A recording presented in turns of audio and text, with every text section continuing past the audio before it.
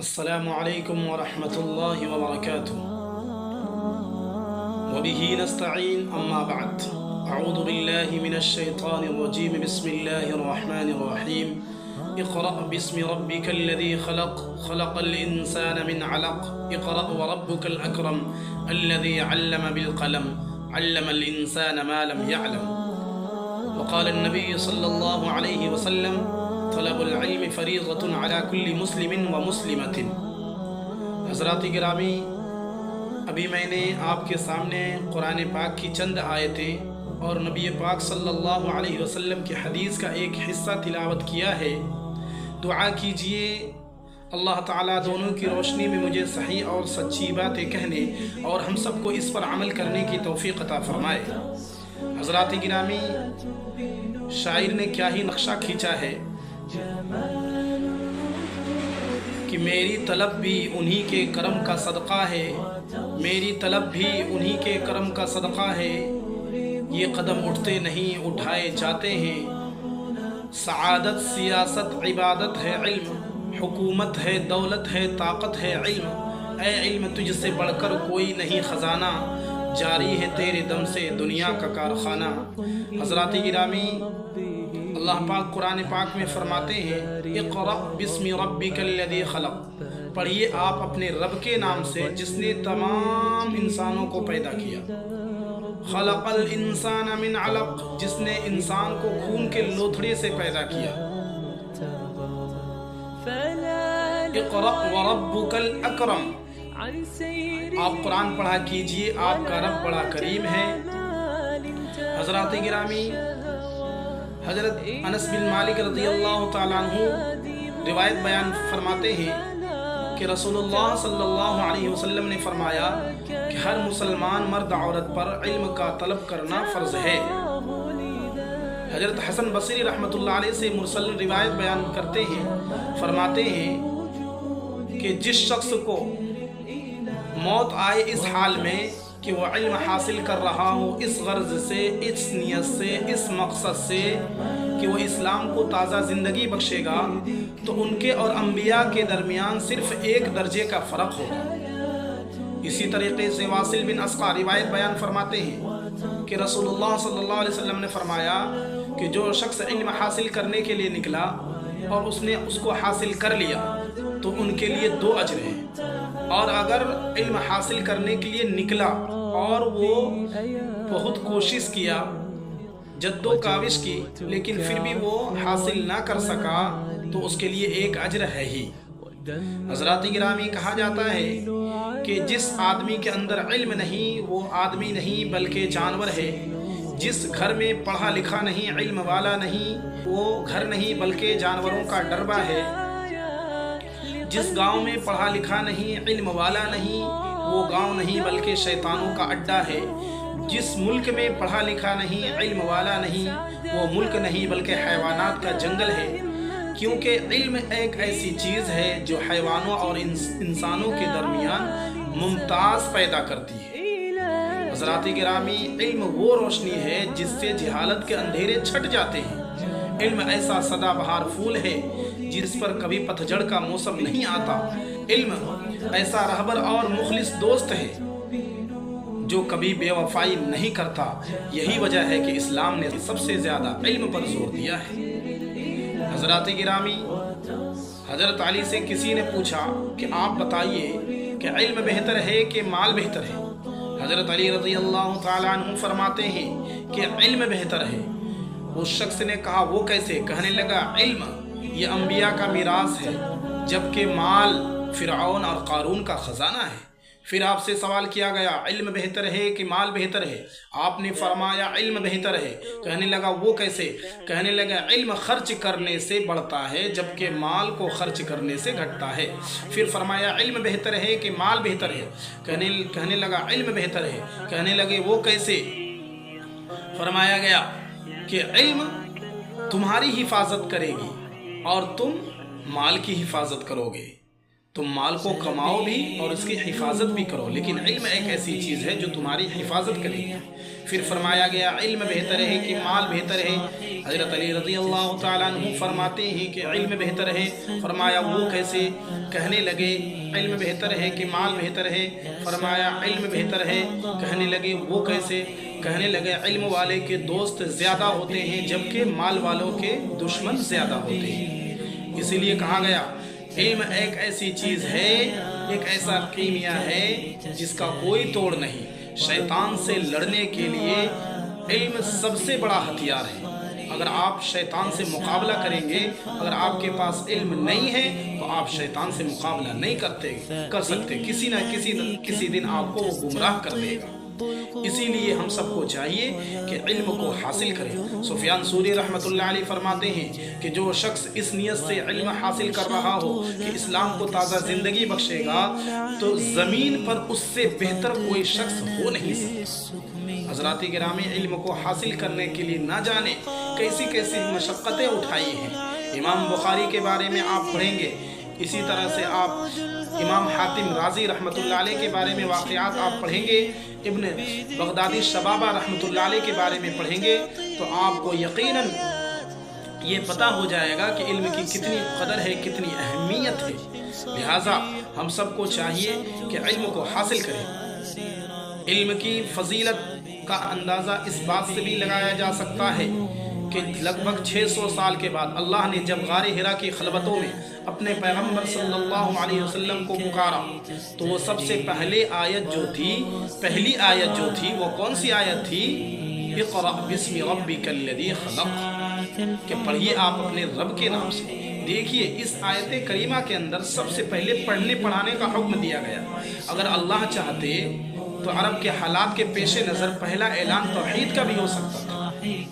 अगर अल्लाह चाहते तो अरब के हालात के पेश नज़र तौहीद का भी ऐलान हो सकता था, क्योंकि खालिक और मखलूक के दरमियान रिश्ता टूट चुका था। बुत परस्ती और शिर्क आम था। लोग 360 खुदाओं की पूजा करते थे। अगर अल्लाह चाहते पहला ऐलान रिसालत का भी हो सकता था, क्योंकि खालिक और मखलूक के दरमियान रिश्ता टूट चुका था। पहला ऐलान बास बादल मौत का भी हो सकता था। अगर अल्लाह चाहते तो इंसानी हुकूक को भी बयान कर सकते थे, क्योंकि कत्ल गारत आम थी, जोर तअद्दी का दौरा था। अगर अल्लाह चाहते, क्योंकि बताया जाता है कि औस और खजरज के दरमियान 300 साल से लड़ाइयाँ चल रही थी, और ये कहकर जाते थे अपने बेटों को, अपनी औलादों को, बेटा ये लड़ाई बंद ना होने देना, बल्कि ये नाक की बात है। तो हज़रात गिरामी, ऐसे ऐसे लोग थे, लेकिन जब इल्म इस दुनिया में आए, जब हमारे नबी आए, तो इसकी वजह से तमाम हर एक के अंदर भाईचारगी आ गई। इसलिए कहा जाता है कि इल्म को सीखिए। अगर अल्लाह चाहते तो औरतों के जो है हुकूक को भी बयान कर सकते थे, क्योंकि औरतों के हुकूक पामाल हो रहे थे, बेटियों को जिंदा दरगोर कर दिया जाता था। लिहाजा हमें चाहिए कि हम सब इल्म पर जोर दें। अगर हम इल्म पर जोर देंगे तभी जाकर कुछ हो सकता है। हम आपस में अपने अमाल को संवार सकते हैं, भाईचारगी इख्तियार कर सकते हैं। वरना याद रखिए, जिस आदमी के अंदर इल्म नहीं, तो उसके बारे में फरमाते हैं ज़जाहिल उरे जिंदा चू तीरबाश, के जाहिलों से तीर की तरह भागने वाला रहा।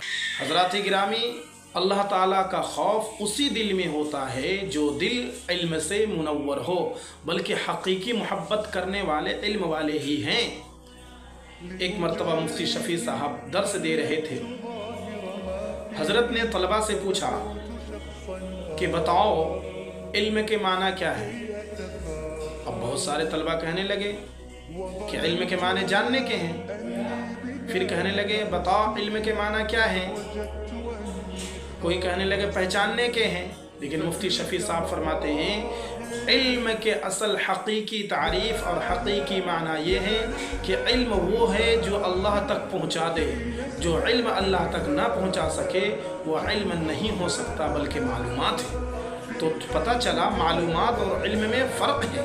इल्म वो है जो अल्लाह तक पहुँचा दे। हज़रात गिरामी, हम सबको चाहिए कि हम लोग इन इल्म पर खूब मेहनत करें। इमाम बुखारी के बारे में आता है, ना जाने वहाँ उन्होंने कहाँ का सफ़र किया, खुरासान, बसरा, कूफा, ना जाने कहाँ का जो है नेशापुर का उन्होंने सफ़र किया। पढ़ने पढ़ाने के लिए उन्होंने पूरी ज़िंदगी सर्फ कर दी। तो हम सबको भी चाहिए कि हम सब अपने वक्त को इल्म में लगाएं और अपने आप को इल्म वाला बनाएं, इल्म से मुज़य्यन करें और इल्म के साथ साथ अमल भी करें। इमाम बुखारी, जिनको असहुल कुतुब बअद किताबुल्लाह कहा जाता है, जिनकी किताब को, उनको अय्यामे तालिब इल्म के एक सफ़र में गुर्बत ने इतना घेर लिया, वो फरमाते हैं कि मैं 3 दिन तक जंगल की बूटियाँ खाकर गुजारा किया।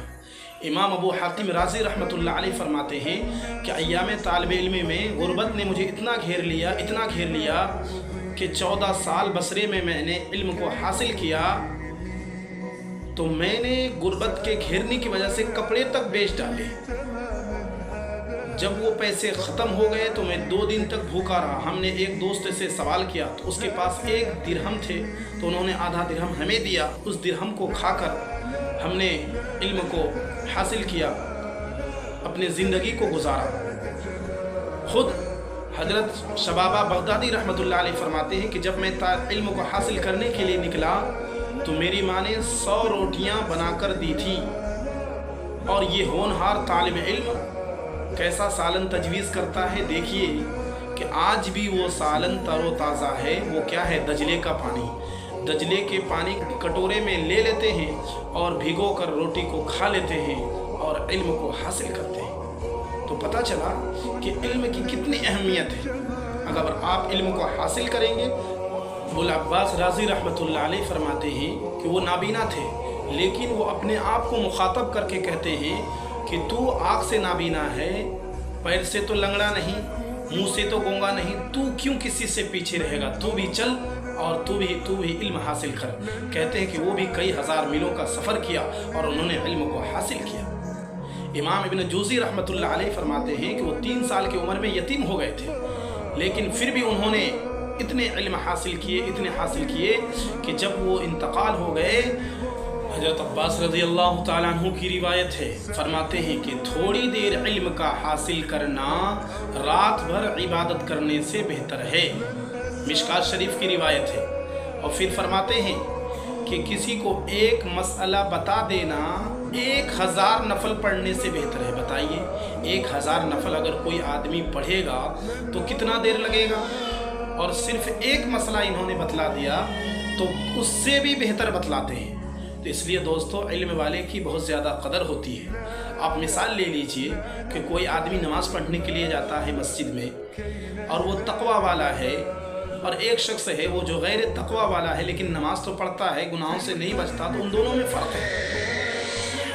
में फ़र्क है। आप मिसाल ले लीजिए, क्या 1 मन मिट्टी, 1 मन लोहा, 1 मन तांबा, 1 मन पीतल, 1 मन जो है पत्थर, इसी तरह 1 मन सोना, 1 मन चांदी, 1 मन हीरा, क्या सबकी कीमत बराबर है?